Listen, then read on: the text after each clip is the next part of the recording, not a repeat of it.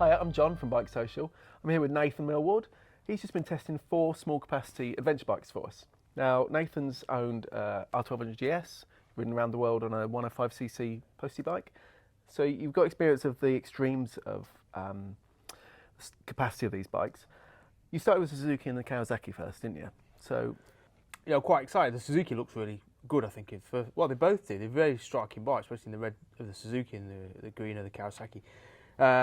I had that evening spare, so I took both bikes around the block as a quick introduction, and I think I was disappointed with both. I think I remember you emailing me again. This thing's terrible. They were terrible. They were like the Kawasaki. It were a rock hard seat for the start, rock hard suspension, and no low down power. It was all top end. So just going around town, I thought this is like the worst bike ever.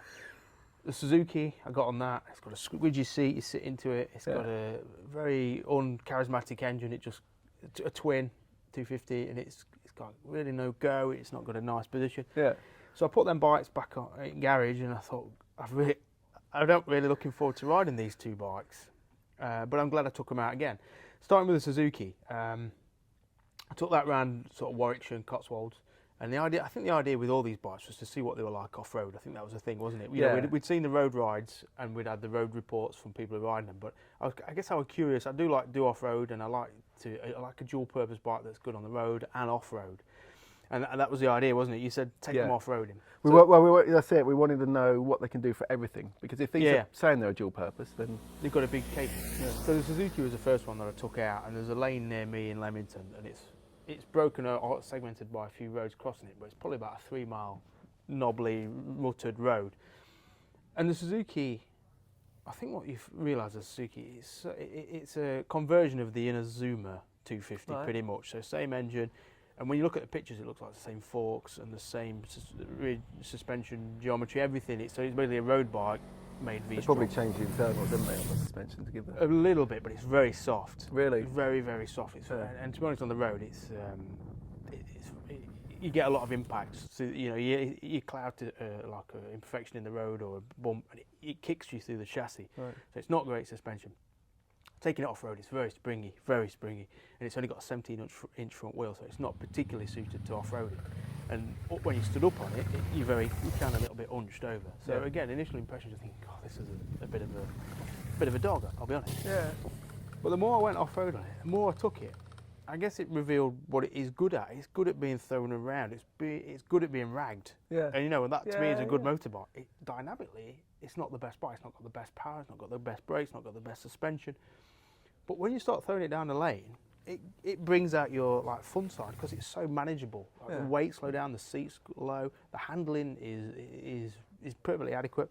The suspension travel a while squidgy. It just means you can sort of bob down these lanes, and it brings a smile to your face. So in a lot of ways, dynamically, it's not a great bike, and it feels like a donor bike of an older machine. Yeah.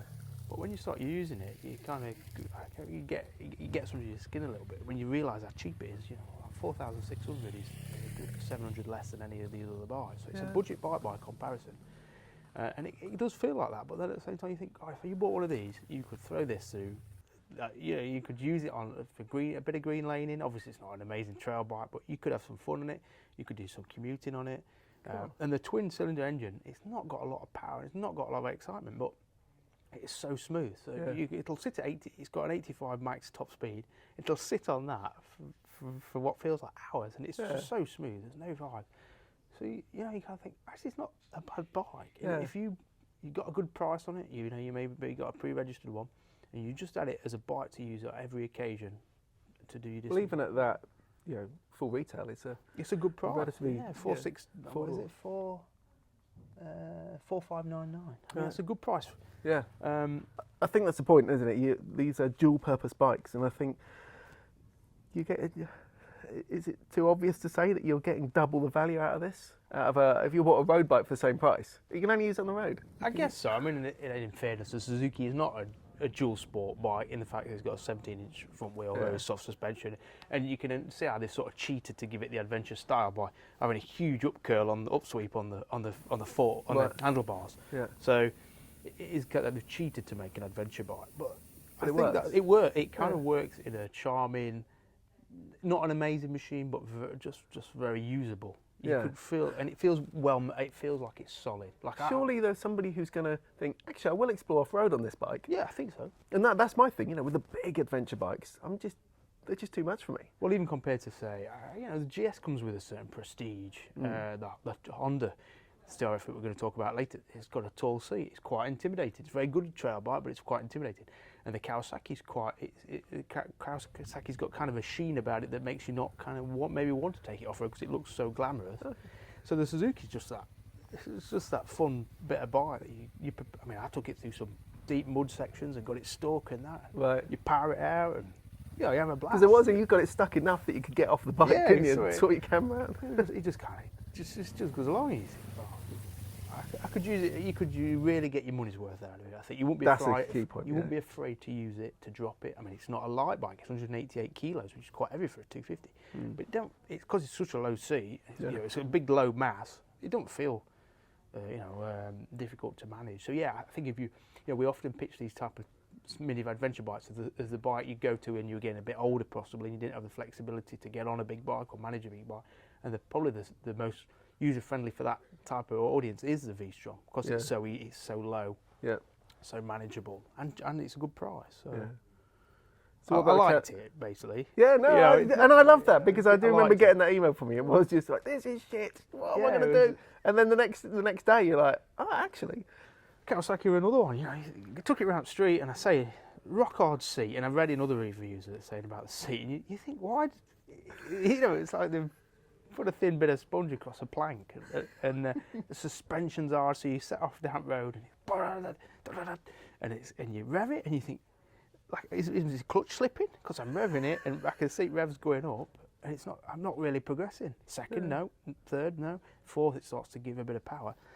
It's a twin-cylinder, 300cc. It's got the most power. It's 39.5 power, which is quite a bit. So again, claimed, yeah. So again, I weren't really looking forward to taking this for a longer run. And I said to you, I emailed and said this is the worst bike ever. I feel bad because I thought, well, I've got to test it. So I live in Worcester. Good place to head for me is Wales. So I headed out to Ryder. I might be pronouncing that wrong. Apologies for people who know how to pronounce it properly. But we're headed out there, and it's a good sort of 95-mile run. Right. I think it's on really nice A and B roads. And in Ryder, I know of a good lane, about a 2-mile, 3-mile lane called the Golf Course Lane, and it runs parallel to one of the roads towards the Elan Valley, and it's a brilliant place for testing a trail bike because it's obviously legal for a start, but it's nice. It's rutted. There's channels. There's little rock steps, so it's a great place to test a bike. So I thought I'd head there on Kawasaki. And I would edit it, dreading it really, with seat comfort, and I set off. You think, all right, about 10-20 minutes in out of Worcester, it's not that uncomfortable. Good riding position, it feels good. Clutch is dead light, all right, brakes are all right, bike looks good, I like the way it looks, good rev counter. And then, it doesn't feel like you've got a lot of grunt. Again, this is, like I say, it's the most powerful bike. You've got nothing really at mid-range. You're good, and you think, dare I overtake this car? A road, B road, this is where you think, I shouldn't have a small bike because you can get stuck behind traffic. All right, I'm going to give it a go. Knock it down to 5th. No, nothing there. Yeah. Knock it down again, a bit more, then 3rd. And then I realised it's like a TZR125 two-stroke. Yeah. That's kind of what the engine's like. It's got nothing down low, nothing. Then you get up to about 8,000, and it just goes manic. Yeah. Because it's a Ninja 300 engine, effectively, and they've put two extra teeth on the rear sprocket to make it even lower gear. So it's got even more. Yeah. So that's why first, almost you short shift 1st, 2nd, 3rd, and then 4th you start to feel some meat and get up to 8,000, and you go screaming past cars. I think red line's about 11,000, but it'll go to 12. Yeah. So you go past the line of cars and you charge him, and it's like being 17 again on the TZR125R. And it will hit triple on where you're allowed to do it. Will hit triple figures. Yeah.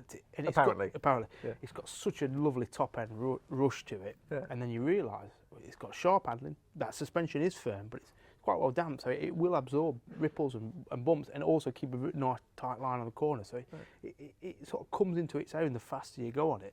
Cool. So I kind of started to see it as like it's a mini XR1000 BMW, like a mini upright sports bike. It's got that top end rush, it's got a firm suspension, but it's got a lovely upright riding position. So by the time I got to ride it, I was like, wow, this bike is fun. And I don't think I don't think I've enjoyed riding a bike as much for quite as much Really? time. Yeah, I think for pure adrenaline, you know, that pinning it down, car in front, I'm coming up behind it, down 2 gears, you know, and you sing past it in red line. You think, wow, this is like being young again. But does that work? Does that peakiness work off road? Yeah, oddly it does, because. So I was thinking that's going to be terrible off road. But one of the main ingredients of a good off road bike, irrespective of everything else, is a good standing up position. If it feels right stood up, you're halfway there. Right. Like the engine, it's not got a lot of low down chug, but it's really gentle power, which is kind of what you want off road. You're never going to spin it up easy, but that's all right. It's got a lot of engine braking as well, which means when you know in your descents, you're not relying on the brakes, which you can't deactivate the ABS, which is I guess a given in this day and age. But the engine braking's nice. Suspension's firm, but you can still push on. So it's like and the Kawasaki, to be fair to them, have never said this is an off-road bike. This is it'll do some light trails and that's about it.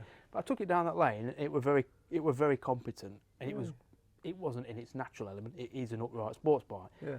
But if you were encountering that kind of terrain, then it did it easily, mainly because it's got a good upright riding position, and that makes the balance so good. And the gentle delivery of the engine makes it really nice for, you know, if you're intimidated by off-roading, you're not going to get carried away and spin it up very easy. And also, I mean, it's got, well, the pro is that it's got a very nice steering lock, and that's something we overlook as, I guess, journalists or riders sometimes. Steering lock, well, it's not relevant most times, but when you're trail riding, steering lock's everything. Because if you want to turn around on a lane, you need a good turning lock. And the Kawasaki's got a really tight turning circle, which is good. The seat height is a bit higher than the Suzuki, so you're quite a bit more nervous maybe when you're paddling. Yeah. But I think it is a very good versatile bike. 5'10"-ish, maybe 9. But, so I was really, so I went trail riding, rode back to home, and I thought, wow, that's a really, for somebody coming off a sports bike onto a mini adventure bike, that's the one to have, because you've got such excitement at top end. You know, we were saying, could you do any distances on these bikes? You know, that engine's really smooth at sort of 75, 80. Okay. So you could load that up. There's no reason you couldn't go down south of France on that, or Scotland on it. It would pull, and actually because it's low geared, and you kind of think, why did they make it so low geared? But then actually, 6 gear roll on from about 50 is really quite strong. Yeah. So it's quite a usable engine. That seat, you know, that's probably the only thing. Why didn't it bit more sponge in that seat? Yeah. But in fairness, I was on it 6 hours that day, and I didn't get uncomfortable. So it's hard, but your bum adapts to it. Probably a sheepskin cover or something on that would. Yeah. I think you'd sort it. I had a Versys-X for a year, and it was the same thing. Was it? And I did a gel seat, and that was harder. That was less comfortable. But I just threw my daughter's old sheepskin pushchair liner over it, and it was awesome. Yeah, that's right. So both bikes came to me very disappointed, and when they went back, I kind of I could really see the merit behind them. Brilliant. You got two very different bikes. So what did you get next? I was trying to get a BMW GS, but because it just come out, it was really difficult to get a press bike. Yeah, so Rally Ray John, who's bought one to convert with suspension and wheels and that, he let me ride his. So I went over to Northampton, and he took me laning on the GS310. No, he hadn't done any conversions. No, it was completely standard bike. I mean, it weren't even running really, so low miles. You loved it, I know, on your launch video. You really buzzed about it, didn't you? And I was like, I had low expectations of the GS310, and I think I partially wanted to hate it. I was really nervous actually about you doing that, because I was thinking he's going to come back and just show me up for an idiot. No, I mean, every bike's got people who like it and don't like it. There's no one verdict. But I was thinking BMW, they've kind of took a cheap way out. They've offshored the manufacturer. To me, the GS always felt like a poor bolt-on edition of the R. So they brought out the road bike. Oh, we'll make a GS. We'll put a beak on it, and that's all. Compared to like the F650 and things like that of the 90s and early 2000s, which was such a good, usable, versatile bike. I mean, you kind of looked at what they were doing with the 310 and went, what a pale imitation of what you previously did. Right. You know, if they could have done, an F310 in the mould of the 650, then that would have excited me, and I would have probably been a bit more excited about riding. But you looked at it and you went, it's got cast wheels, it's got sort of compromised ground clearance, it's got that tacked-on beak, but not a great screen. It didn't feel like a proper GS. It didn't feel like a proper GS, and I owned a 1200 GS, and I guess I wanted it to mimic the virtues of that. Yeah. got on it, well, first thing you look at it in flesh, you go, wow, they've padded that I thought out. that. That It looks better, it looks doesn't proper, it? yeah. You've got a like nice cowling around the. I mean, it's all superficial in a way because the R looks very small, but then the GS big, but it's the same bike. So it's quality plastics as well. Yeah, I yeah, thought. it feels good quality plastic, and John, turned it on looking at the switch gear, and they've got integrated ABS button in the left hand control, which is a really nice touch. Yeah, you can turn it off on while the, you're on the road, which is really unusual. And I like BMW's approach that they trust you to leave it off, turn it off and leave it off, which is what, even if you turn the ignition off, it stays off the ABS. Whereas most manufacturers, you can turn ABS or traction control off, but as soon as you kill ignition, it comes back into nanny mode. Yeah. So BMW, so I looked around it and I looked at the touches on it and the little badging, and I thought, wow, actually, fair play. It's a good looking bike and it feels substantial. And you think, this is a good bike for 5,400 quid. And John pointed out some of the, where they've cheapened the quality in the foot controls and the brake pedal and things like that. Yeah. Which is clear, but it functions, and I guess that's all you want to. So we took it out and I ride it on road. I thought, wow, this engine, good engine. Yeah. Got loads of low down. It's just smooth linear power, isn't it? Yeah. It feels strong. Yeah. I thought, nice riding position, nice bars, handles well, it's good on road, it's nice supple suspension. I think John, Rally Ray John complained that, well, a few people have said it's too soft, but I quite like a bit of a soft ride on road. I don't ride so aggressive that I need a firm setup, so I quite like that. And then went trail riding on it, and I guess, what is trail riding? Now, we're not. It's not enduro riding, it's trail riding, so that's green lane in the UK. Which you could probably take a Land Rover up, or you could walk up. So it's not hardcore. So when we say it's good off-road, it's not going to go around a motocross track, or it's going to go around an enduro track. It's good for green laning, and we're very usable. It's got good suspension travel. It's got a 19-inch front, so it does ride the dips and rivets a bit better than, say, the V-Strom, which has got a 17-inch front wheel.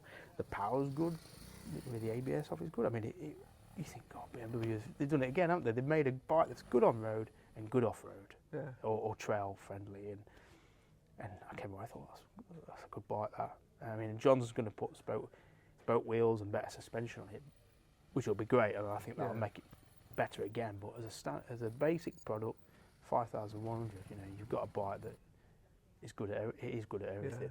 Yeah. So I'll prove him wrong. Yeah, really. No, that's good. Well, so the Honda was probably the one I guess you expected to be the real off-roader. Yeah. I mean, it's a derivative of the L, which it came out about 5 years ago, the 250L. So and I think the Rally, in fairness, disappointed a lot of people when they announced it. Well, the announcer showed the pictures a year or so ago, and they basically dressed it up with a fairing and stuff. And wow, that looks amazing. And then it's like, has it still got the same 250 engine? Yeah. And I think people were expecting it or wanted a bit more, maybe the 300. Cause it was a more CBR bolt-ons, 250. It is a bolt. So they put 10 kilos on it and didn't increase the power and put 700 quid on price. So on paper it don't really add up. But in the flesh, when they delivered it, David delivered it. We were stood there. And went, oh, this looks pucker. It looks like a really good, aggressive trail bike. The headlights are a bit divisive. It's like got a wonky cyclops. I thought it all came together really nice. I don't really know where to start with it. I mean, what was it like on the road? On the road, is it the engine? It's under-engined. Really? You can't get away from the fact that it's quite a dull, underpowered engine for the look of the bike. Okay. And that's a shame. I guess but that's coming at expectations of styling, isn't it? Yeah. And then you could argue, well, what do you want us to not make it as cool looking for? Well, I think that engine probably fits the L very nicely, but when you get the Rally and it looks like that, you kind of just want a bit more. Yeah. It's an odd one as well. Between 5.5 and 6,750 RPM, it's got a really smooth push of power. You go, well, this goes. And it gets to 6,750 RPM, and it starts to enter that sort of dull, sort of strain, like a vibration, and you just think, oh, I just wish it got a bit more fire. Because it's about the same power as the Suzuki. Kawasaki and BMW claimed higher, but it's still lighter than the Suzuki. Yeah. And it probably is as quick as a Suzuki, but the Suzuki is very smooth. It's got a really nice twin, very smooth twin. The Honda, it's not about the power, it's the way it delivers it. Like it's got a really good kick, I'd say about 5.5, 6, 750, but then it hits a really sort of dull vibration patch, well, all the way through to the red then. Yeah. And it doesn't deliver linear smooth power, and it always, that vibration that kicks in sort of it kicks you out of that moment, and Okay. just wish it got more. Right. Yeah. So on the road, you kind of a bit underwhelmed, if I'm honest, by it. But Okay. then you have to accept that this is not. The other bikes were all dual purpose in a way. Yeah. Suzuki, Kawasaki, the BM. They're all sort of a dual sport purpose. And the other three, I'd say, are better road bikes than the Honda. Yeah. But you take that Honda off road, and that's where it's Really. yeah, it's just how it should be. It's fun. It's not a motocross bike light, but everything comes together. And I think what's good about the Honda is everything is soft about it. The power's soft, the suspension's soft, the brakes aren't that grabby. But so as a novice trail bike, it's perfect. And actually, that sag is good, because when you stop and you want to paddle, if you jacked up to probably where it should be, you'd probably be a bit tall and be intimidated. Yeah. So you go, damn it, I wish it had a bit more engine foot road and a bit more, rear preload. But then you take it on a trail, and there's a trail, a loop I do near Worcester, and it just mint. Really? You go around the corner. I did a bit of motocross as a kid, and I've not done any since. But you kind of get into that same, took it into a corner and back end steps out, but it's all so controllable, so easy to use. In a way, you say, would you spend 700 quid extra for the rally over the regular CRFL? I mean, all you're getting is LED lights, a bit taller suspension, and the look of it. Yeah. It reinforces what a good bike, the basic 250L is. And I think it's important. We did say, it put another 10 kilos on it, but it's still a 157 kilo bike compared to, we got 170 kilos almost of the BMW. 175 for the Kawasaki, 188 for the Suzuki. Yeah. So it's still a light bike. Yeah, it don't feel any lighter. They all feel equivalent. And I think what's possibly intimidating about the rally is it's got such a tall seat to get to. I guess so. That's giving it that more potential for somebody who does want to go that, somebody who can make use of a tall seat. Yeah. So I'd be like, I want to get my feet down. But for somebody who and also who bike, wants to start pushing on off road, and again, you just think, I wish. Because there's customers already putting like the 300 heads barrels on, because it's a CBR 250 engine and now there's a CBR 300, so people are putting the 300 barrels on. Yeah. So it's not as though that engine's not there, and you just think, God, if they'd put that 300 engine in this rally, that would have had that bit more go to match the looks. So but it worked though. But it worked off road. Well, and you loved it off road. Yeah. I mean, and probably the L would be even easier, because it's probably, I think the suspension's not as soft at the rear on the L, so and you save yourself 700 quid. So the rally's good, could be better, but the basic bike, the L, is very good. Yeah. And you've got to see it as a trail. It's the only one out of the four that you would genuinely say is a trail bike. It's got a 21-inch front wheel. It's got the geometry and the setup of a trail bike. And if you just wanted a bike to potter around, do some green lanes near home and stuff, if you lived in rural England, that CRF250, whether the L or the Rally, great bikes for dealing with all conditions. I think that's probably the thing that we briefly said about people's comments on Facebook. So we had this a lot with the GS, and I remember you commented on it as well. People saying, no, that's rubbish, that bike, it's not as good as my WR. But they're different bikes, and I think the Honda that really is looking at being a proper off-road. I mean, it's still a long way from an out-and-out enduro bike, because it's not got the power, it's got the weight, and it's not got the quality components. I guess you wouldn't say it's got quality suspension. So it's still not in the same league as an enduro bike, but it's certainly more capable in most people's hands than, say, the GS. Yeah. That's not. So that's where you've got to decide what you want as a consumer. Do you want a bike? If I was going to buy a bike to do a lot of road work on and a quarter of the time off road, the GS probably, because it's got a lot more go on the guts on the road. Yeah. The CRF, if I was going to enjoy it, 50% on tarmac and 50% on trails, I'd have a CRF. Right.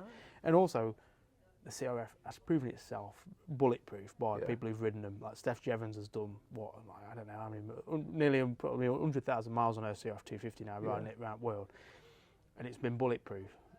So I think if you just wanted to buy what is already proven to be the most dependable small capacity travel bike that can take you anywhere, CRF 250. It's got that.